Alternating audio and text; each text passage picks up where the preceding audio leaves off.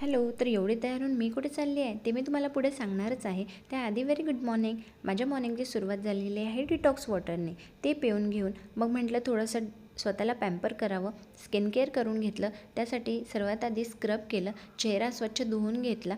त्यानंतर नाकाला blanket remover patch लावून घेतला. हा 10-15 मिनिट ठेवायचा असतो.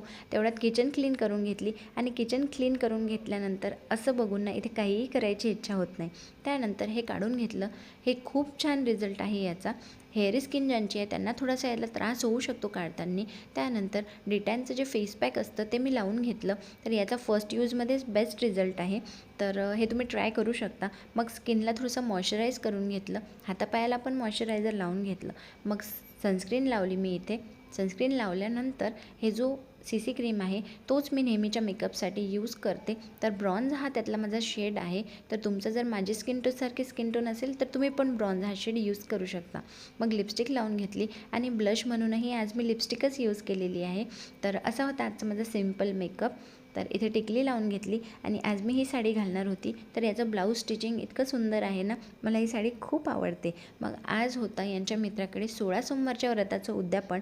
तर आम्ही तिथे गेलो. 16 जोडप्यांचं असं पाय धुवून वगैरे पूजा करून घेतात. ती झाल्यानंतर दर्शनाला गेलो.